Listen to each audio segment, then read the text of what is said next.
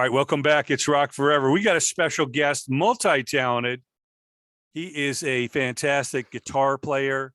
He is a writer, producer, vocalist. You name it, he does it.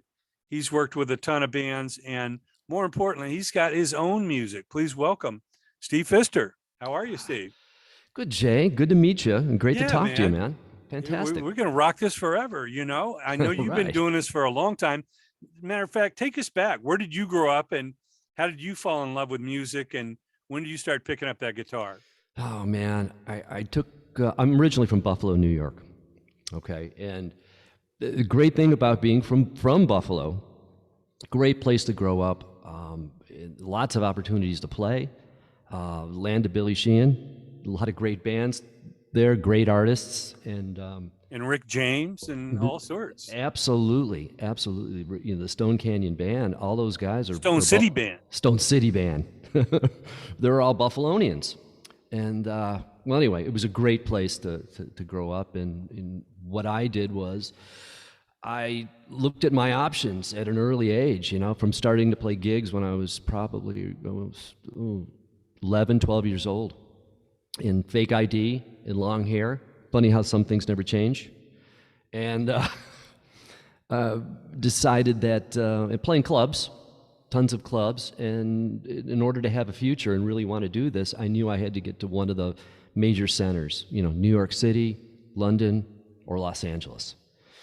So I graduated from high school a year early, sold my car, bought a van, and drove across the country. And pretty much it's been Los Angeles ever since. You can't beat the weather, you know? Yeah, no, about this time of year, I know you're not missing the Buffalo winters.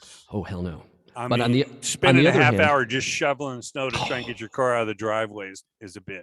It was terrible. It was really something. But I'll tell you, because we had a basement, there was always time to, you know, you couldn't go anywhere, so you learned to play guitar and spent a lot of time practicing. And, you know, I had some great teachers back there, and it was just, it was a really good place to grow up. Very grateful.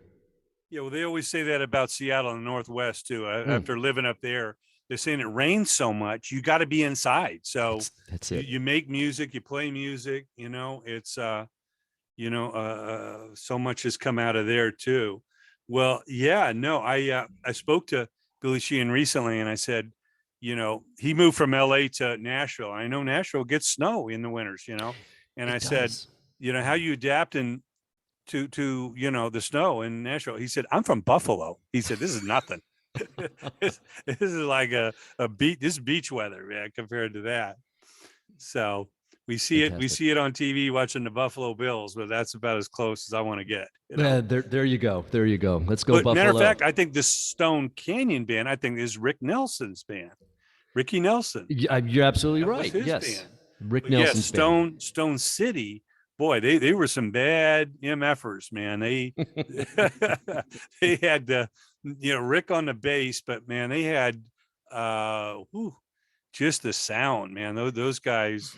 I've always loved soul in music, and I know you got soul in your fingers, but it was amazing to see what they did, and then what Prince did. You know, taking that soul and funk and then adding some rock to it, you know. They were so badass, you know, just like Mother's Finest and a lot of things. Oh, yeah, I think just P-Funk and all that. Oh, good Lord, yeah.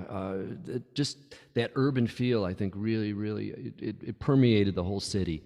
So, you know, even from a guitar player point of view, I mean, you got to mean what you play, and really, as we talked earlier, be really sincere and, you know, give a crap. It comes through in the notes. You know, we see it, you know, especially if you're a hardcore music fan, you know it. You just get a feel like, do these people mean it, or is this just a gig to get paid and go back to what they want to do? Absolutely. You can't fool them. I mean, let's face it, it is an entertainment product, and what do people want? People want to be entertained, and they want to feel something, particularly in these times, you know, and it's super important. Play what you mean, you know? Well, growing up with Beatles and Stones and Motown and Zeppelin, I always leaned towards those singers that had the soul. Paul Rogers, you know, the guys that you could just tell. I just got off an interview with some guys, Bill Church from the Sammy Hagar Band, who used to tour with Humble Pie. And I'm like, tell me about Steve Marriott, because you got this little guy and he gets on the mic. And if you couldn't see him, you'd think it's this big black dude singing. And it's this little scrawny, Brit, and he had so much soul. I'm a huge Humble Pie fan. Oh, yeah. I mean, oh my God. I can't get enough of it. And, Yeah. some of these guys, they just had, like Rick James, they had nasty habits, you can't count on your fingers the number of greats, Sly Stone, that we were robbed of music because of narcotics. I mean, wow, it all went up their nose, and it's just like giving a lot of money to somebody who never had money and they're around the music business is a dangerous thing. Agreed. And know? those of us that kind of made it out, you just got to steer clear of the traps, and of course have as much fun as you can all the time, but within reason. I think that's why we're still here, right? Well, you would think they saw a couple horror stories, like, all right, heroin and cocaine, probably not a good thing to get addicted to. I mean, now you have all these pharmaceuticals. The housewives are getting addicted to painkillers, and the kids and fentanyl and all this. It's just really, it's really sorry, but you would think there's enough stories of the downfalls that they would understand, like, oh, that happened to everybody else, but it's not going to happen to me. Yeah, I can do this. I'd rather spend my money on guitars. You know what I mean? There's a lot worse things to spend money on, right? Yeah, yeah. Spend it on a house. You can sell the house probably for more than you paid for it, but absolutely. Well, getting on to it, coming out here, what was some of your lucky breaks? Who did you get to, get on record with, or in the studio, or on tour with it, that kind of helped you kind of shape your solo career? Geez, I was so fortunate that I got a gig touring with the Iron Butterfly, and it was the first tour we went out on, and I'm just a kid, and I one of my first pro gigs, and I went to the audition, and amazingly enough, I got it, and I learned all these songs. Next thing you know, we're in an RV driving to someplace crazy place in the Midwest, 23 hours overnight, But the first dates were with, we were on a package tour with Savoy Brown, Mountain, and Grand Funk Railroad. And Kim Simmons is one of my guitar idols growing up, and there I am, hanging out with Kim. He's, a great guitar player, still is. Of course, legendary Leslie West. What a trip. Fantastic. And Mark Farner, great. And there I am, sandwiched between all of my heroes growing up.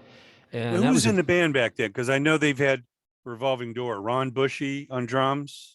Len Campanaro was on drums, but it was Doug Ingle singing. Doug Ingle. And Lee Dorman on bass. Lee Dorman on bass. Okay.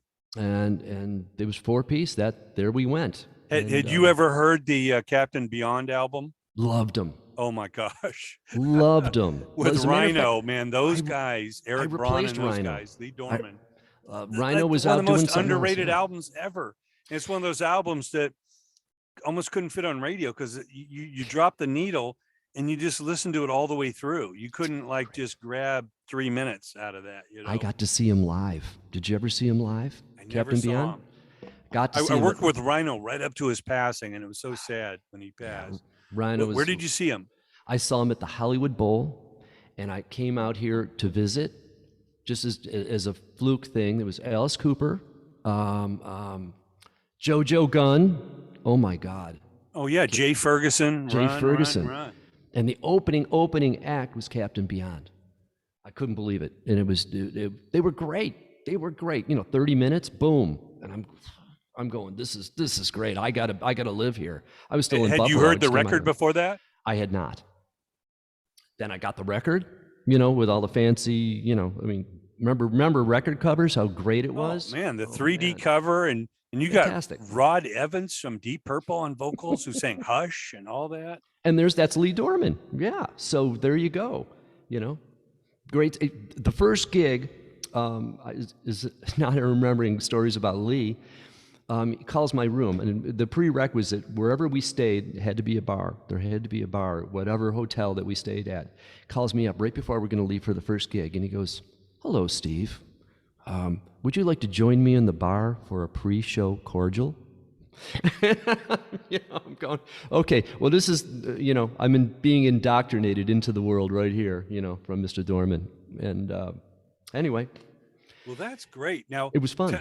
tell us about your solo career, because I know you've got a number of albums out. How many albums is it?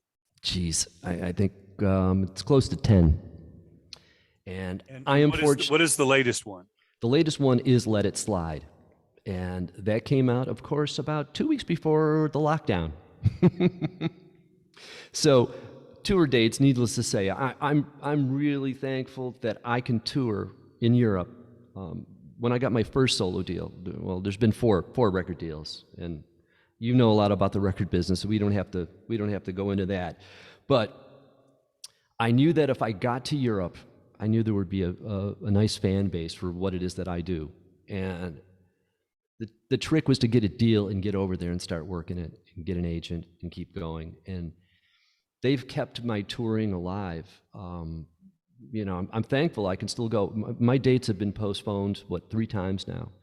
Now they're booked for, we're going to go out in November. There's some dates over the summer. We're going to do some festivals. And so I'll be back, and then we're going to go back for my dates in November. Again, barring any, who knows what's going to happen by then. Yeah, tentative, I guess is the word, I got contracts, but what are you going to do if there's a war? You know what I mean? Oh my gosh. So, yeah, that the dawned on me last pandemic night. wasn't enough, They're So dropping bombs on the venue you're heading to. It's just talk about strange times, and that's one of the things about music, man, hopefully it'll get us through and give us some good feelings and some, good entertainment value. Man, it's a crazy time. What can I say? Yeah, well, we encourage everybody to go to the website. It is stevefister.com. You'll see a link below the interview here.